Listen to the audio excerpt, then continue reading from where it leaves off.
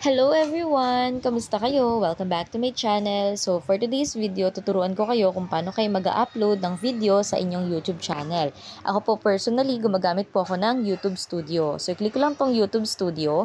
Dito sa bandang itaas, meron kayo makikita na plus sign. So i-click nyo lang yung part ng plus sign and then mag-a-appear dito yung mga videos na nasa cellphone ninyo.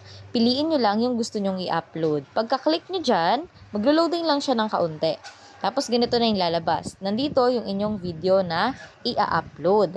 So, ang una natin gagawin dito ay lagyan ito ng title. So, patungkol nga ba saan yung inyong video na i-upload? Yung sa akin, ang topic ko dito ay how to edit long form video without border. So, ito-type ko lang yan dito sa title. Up to 100 letters yung pwede. So, ito-type ko, how to edit long form video. So, pwede kayo dito mag all caps lock. Pwede ding nasa inyo kung anong word yung caps lock. So, nilagay ko dito how to edit long form videos without border.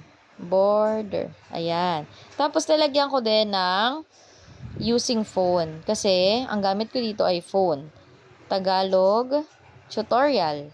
So, once na okay na yan, dito na tayo sa baba. Click nyo tong part ng show more para mag-appear dito yung description. So, ano ba yung description mo dito sa video mo?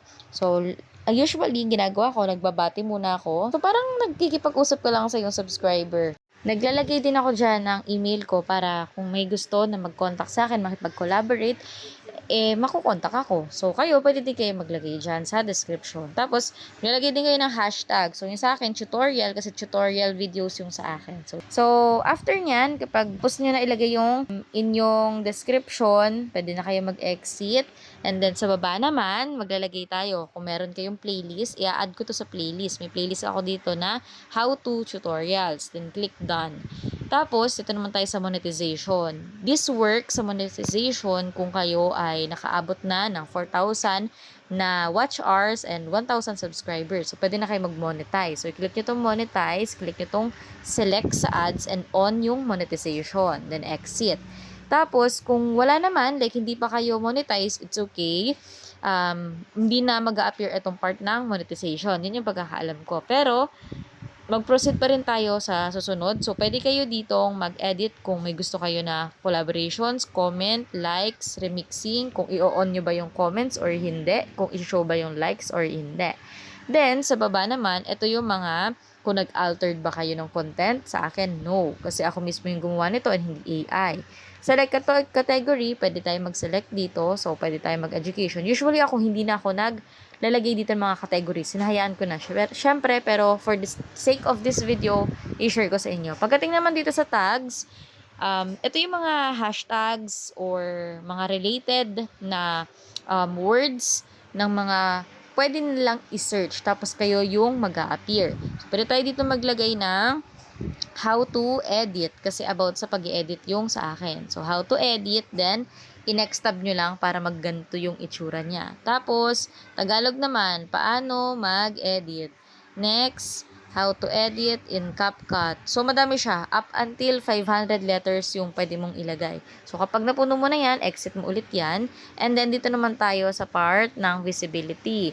Atong part ng visibility, nasa inyo kung direct public ba kayo. Kung naka-unlisted, ang unlisted, kung sino lang yung may link nitong video, yun lang yung makakapanood. Or pwede ding schedule. So, dito sa akin, usually, nag-i-schedule po ako para ahead of time, meron na po ako nakasked na videos. And then, pag okay na po yan, pwede din kayo ditong maglagay, recommended ito, ng thumbnail. So, i-click nyo lang itong part ng may pinaka-arrow, and then, lagay nyo lang yung thumbnail ninyo. Yung sa akin, for example lang to ha, ito yung example, click done.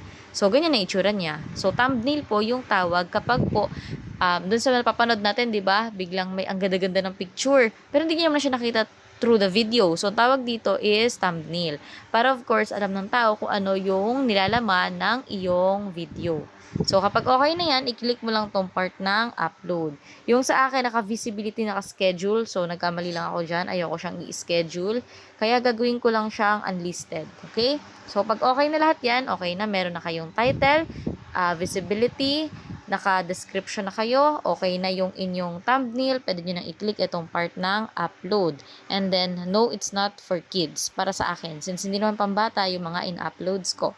So, once na okay na yan, makikita nyo po yan dito sa pinaka-content ninyo na uploading na nga itong si video. So, ayan. Okay na yan siya. Meron kayo makikita dito na checking, tapos may minutes left. Yan yung ginagawa usually ni YouTube para makita kung meron ka bang against sa policy nila or wala. Pero okay na yan. Ganun lang po mag-upload ng video sa atin pong YouTube channel. Sana po nakatulong po itong video sa inyo. And kung meron po kayong mga suggestions na gawa natin ng tutorial and request, i-comment nyo lang po yan sa comment section. Ayun lang guys. Thank you for watching. God bless po.